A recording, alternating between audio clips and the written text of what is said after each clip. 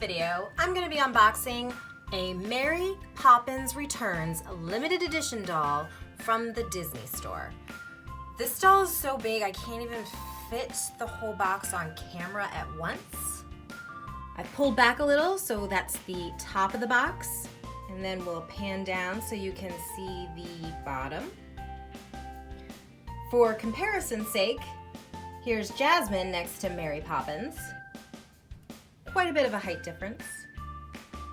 On the back of the box, it says, Disney Store is proud to present the worldwide limited edition Mary Poppins doll. With carefully crafted details, this intricately designed doll captures the title character from Mary Poppins Returns.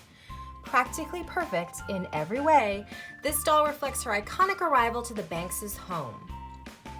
I've never bought one of these large limited edition dolls from Disney before, so I'm pretty excited to see what she's like in the packaging.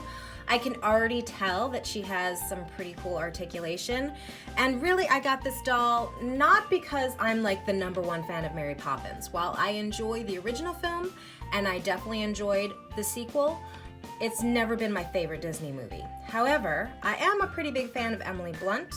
I thought her performance in Mary Poppins Returns was spot on, and I love the costume detail of this doll. So as soon as I saw her online, I snapped her up. So without further ado, let's try to carefully get this doll out of the packaging. It's definitely the kind of box you want to keep in as good as condition as possible, because it could work really great as a display case for your doll.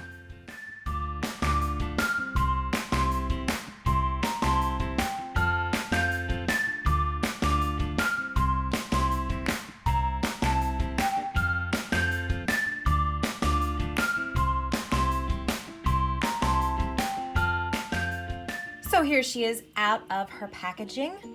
Very impressed with the quality of the clothing and the details.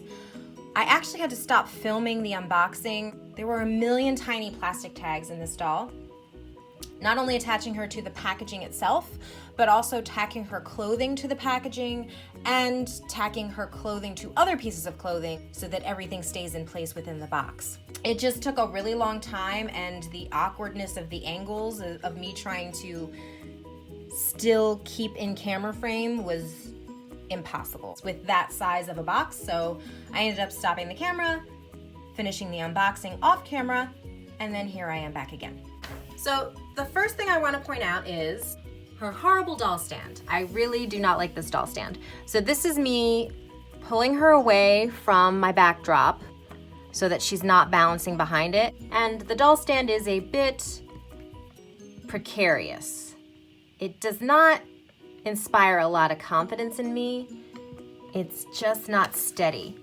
Before I remove the stand completely, I did adjust it a little bit more and kind of centered her more on the doll stand by twisting the saddle a little bit more forward.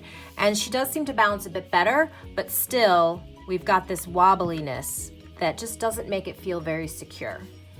So I've taken her off the doll stand just so we can move her around more easily. She cannot really balance on her own. I think maybe if she had flat shoes and flat feet, she would be able to. So first we're going to take a closer look at her face mold, and as you can see, she has rooted eyelashes, or if they're not rooted, they are false eyelashes that are applied to the face in some way. They're really, really long. I mean, they definitely stand out, but they kind of look extreme. Obviously, their face mold, they're going for an Emily Blunt look. Her hair is rooted, but it is a stiff helmet, kind of like the Snow White doll I recently unboxed. We've got some thread here holding some hair pieces in place, and the rest is held together with a massive amount of hairspray or whatever. And then she has her little hat, which is somehow attached to her head. I haven't quite figured it out yet. I don't want to remove it. I was just curious. So looking closer, I can see right below the bird decorating Mary's hat, we have a little tag and then one on the other side. So I guess that is how the hat is held in place. But as I said, I don't really want to take the hat off. So moving on, love her wardrobe. It's the main reason I got this doll. Look at this beautiful coat.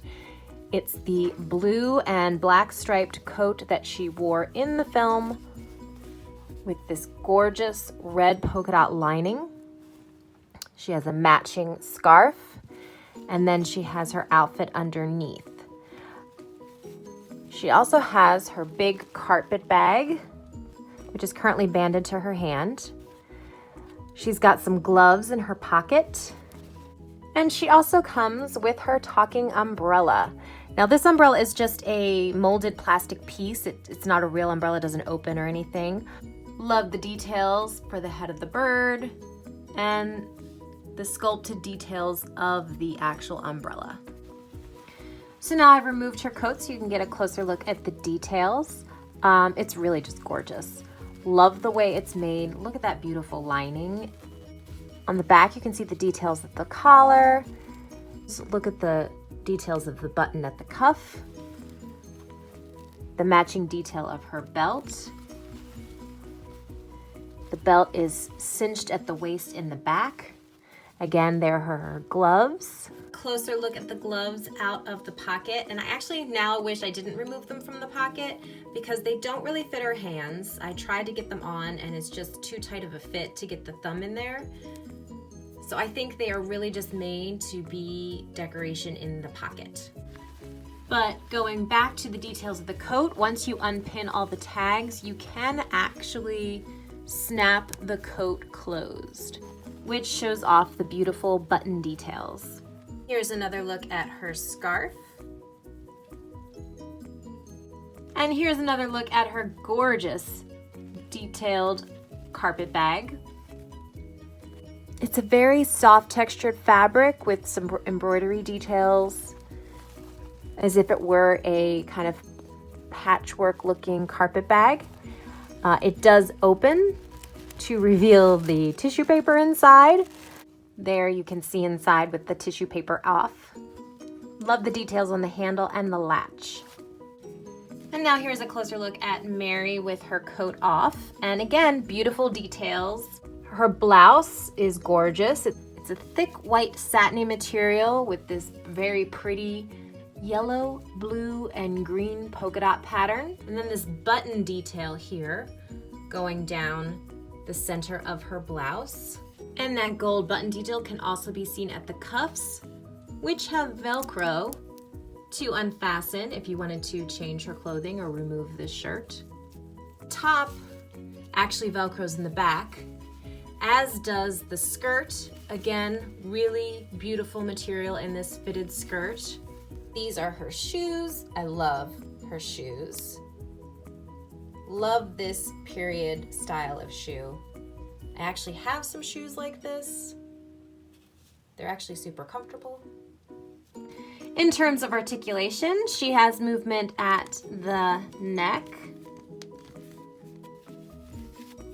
shoulder, elbow,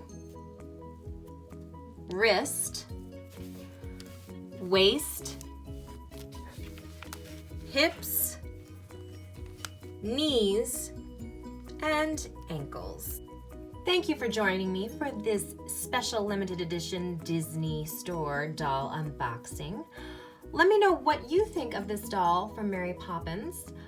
I'm thinking of her in terms of other dolls that I have purchased at this price point and comparing that to detail in the costume, the face mold, the accessories, and I have to say, this is a better deal than some of the dolls I've purchased in the past. For instance, I'm thinking of the Hello Kitty Barbie that I purchased, and I feel the articulation and details in costuming and accessories are way better in this doll. What do you think? Comment below.